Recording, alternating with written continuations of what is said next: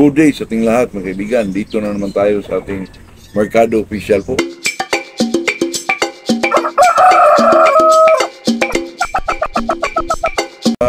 Dito mga kaibigan, tuwing tayo magawa ng content o ano, parang bitin na bitin po ako mga kaibigan kasi gusto pa nating palawak, gusto pa nating magsalita na kung ano sa tungkol sa ating iba-vlog. Napaka limitado ang minuto mga kaibigan. Talaga yung cellphone natin ay ano lang, baka sunod mga kaibigan kung makabili man tayo ng GoPro, medyo mahal siguro yun. Tiis-tiis lang muna tayo nito mga kaibigan. Kaya ako mga kaibigan, gusto kong gumagala dito. Gusto ko pakita yung mga manok ko. Napakalimitado lang po ang pag lumampas yan ng 10 o 12, mag-edit ka, hindi ko pumapasok mga kaibigan. Topic natin mga kaibigan na itong mga pamahiin na dapat yung malaman na napaka-importante pala sa ating mga alagang manok po during labanan. Napakasimple lang yung mga kaibigan, ang dami po. Pero hindi naman natin sabihin na yan ay totoo. Pero kasi sa mga ganyan kaibigan, mga pamahiin po, mas maganda kasi yung sundin mo. Kasi sa manok mga kaibigan, ay alam naman natin ang manok ay may huwaga po. Kung ano man yung dapat na sundin, wala namang wala sa atin kasi para ibuhos natin yung full force na katulong sa ating manok po. Kasi katulad ng may nagtanong din sa akin kaibigan na ito daw sa likuran ng puwitan ating manok. Ba't daw ginupit yan? Ano ba daw ang purpose yan kaibigan? Sa akin naman dyan, marami ako narinig dyan kaibigan. Ang iba, sinasabi nila, ventilasyon daw, ventilasyon sa isang manok. Para daw magandang ginhawa. At ang iba naman, sabi nila, nililinis lang yun para hindi sumasablay yung mga ipot dun sa likuran. At saka kung basain, madali lang siyang basain mga kaibigan na maging presko din ng isang manok.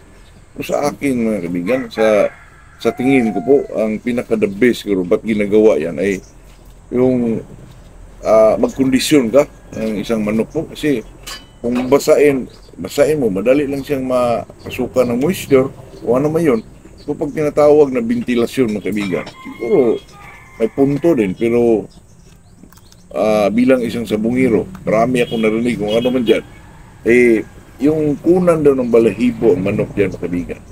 Especially pag conditioning na, talagang kinukuha yun. Pag kondisyon ka, kailangan kasi magdamog ka ng iyong manok, basahin mo yung puwitan, di ba? Para medyo mapasukan ng moisture ng isang manok. Para hindi naman masyado, mga kaibigan, yung tuyo ba? Kaya ginagawa yung ganun. Pero hindi ko rin alam talaga mga kaibigan kung para saan yun. Siguro mas maganda gawin ang manok ng ganyan, kaibigan, gupitan mo sa conditioning Pero itong pag-usapan natin mga kaibigan, pamahiin, especially yung nasa buruida na kayo. Naka-obserba kayo mga kaibigan ng buntot ng manok. Di ba? Parang ipitin nila dito sa tapos parang baliktarin po. Ano ba talaga ang purpose yan? Ako mga kaibigan talagang litong-lito po. Para sa ano ba yan? May nagkapagsabi po sa akin mga kaibigan kasi itong sa atin ay nanggagaling din sa mga kaibigan na ganun pala yun. Ang sabi nila mga kaibigan na baliktarin daw yun. Lalo na pag example, talo ang lahat na talisay. Tapos ang sayo talisay. Baliktarin daw yun mga kaibigan para mag-iba ang ihip ng yung swerte ba mga kaibigan, mabaliktad po, mapunta sa'yo. Yun daw ang sabi. Baliktarin mo para medyo mabaliktad yung swerte mga kaibigan. Katulad ng yung puti ay talagang puro talo mga kaibigan. Tapos yung sa'yo, puti din, kapatong ka doon. Yun daw ang gawin kaibigan na baliktarin mo. Ito naman ay para may share rin natin yung informasyon. Para naman, kung kayo naman. Kasi ako dati mga kaibigan, binaliktad ko rin, pero hindi ko alam kung para saan yun. Kasi ang iba naman mga kaibigan, lock daw yun mga kaibigan. Bilang warrior naman po, binigyan mo ng lock mga kaibigan. Yung parang lock ba, na pangpaswerte lang po. Para siyang Indian lock mga kaibigan. Yun lang ang sabi din. Kaya sa atin, gusto natin talakayin to para naman Napanood natin, para ganun pala yun. Kasi matagal ko nang napanood yan, kaibigan, pero di ko talaga alam kung para saan yan. Totoo yan. Lalo na yung, ano mga kaibigan, tumitilaok yung manok. Di ba, nag-ano ka na sa laban, tumitilaok. Parang sinasampungan yung bibig mga kaibigan, tapos ipasok sa bulsa. Para saan kaya yun? Kung sabi nila mga kaibigan, ang yung tulaok daw, parang swerte daw mga kaibigan na ilagay mo sa bulsa para manalo ka, para magkapira daw. Yun naman talaga, di ba? Ang iba naman mga kaibigan, mahulugan ng balahibo yung manok. Tapos, panuhin mga kaibigan, kunin, ilagay sa bulsa. Para saan yun? Di ba? Siguro, ako, lalo na pag galing kami sa munga, siyempre, inuman yun. Changes of ideas, usapan. Mapag-ano nga namin yan, mga kaibigan, para saan daw yun, ano? Isabi nila ay talagang para daw maiwasan mong malagasan yung pira mo na hindi ka matalo. Kaya ilagay mo sa bulsa, hindi malagas. Ilagay mo doon para pampaswerte rin. Kaya yun, ang daming dahilan mga kaibigan, ang daming mga pamahiin. Pero ang tagal na nating pinapanood doon sa Rueda, pero di natin alam kung para saan yun. Totoo yan. At saka sinasabi naman nila mga kaibigan, pag ang manok ay umaano doon sa railings ng yung sa bakal, doon dumapo mga kaibigan sa during nag-ano kayo, matatalo daw yung manok mo. Pero kasi parang gusto matulog mga kaibigan kasi lumapo mga kaibigan, ilang bisis ko nang nakita yan na yung pumatong dyan sa nananalo po. Totoo yan. Ilang bisis ko na yan na mga kaibigan na experience ang pumatong doon sa nananalo po. Totoo. Pero parang nadala na rin tayo sa isip natin at saka dito natin mga kaibigan na pag pumatong doon tayo sa kabila po. Totoo yan. Ang dami mong nakita sa bungan mga kaibigan na ang iba pag mag-upin ang bayna po, di ba? Ganun nila. Tapos ang iba ipasok, ang iba naman sabi nila mga kaibigan, pag iitsa mo daw yun, pawala sa walas. Kung ipasok mo daw, yung pira makapasok, manalo yung manok mo, talagang dipindi na lang sa atin yung mga kaibigan. Pero sa akin, gusto ko ipasok yung bayna po, gusto ko ipasok sa bulsa ko, para naman medyo may makapasok sa bulsa natin, di ba? Kasi itong mga pamahiin mga kaibigan, kung baliwalain mo lang ito, okay lang naman, di ba? Kasi ngayon, scientific na po yung pero sa akin, kaibigan, gusto ko kung ano may yung masunod yan, sa kung anong pamahiin mo yan, gusto ko sundin pa rin mga kaibigan kasi para bang nilagyan mo ang manok mo ng full force mga kaibigan na talagang andun sa kanya lahat.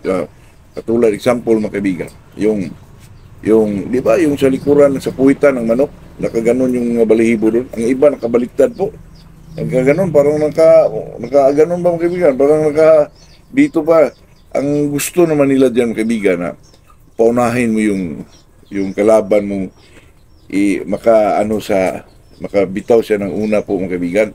Saka mo na mo yung manok mo, bitawan mo yung manok mo. Kasi daw para masukob daw yung manok.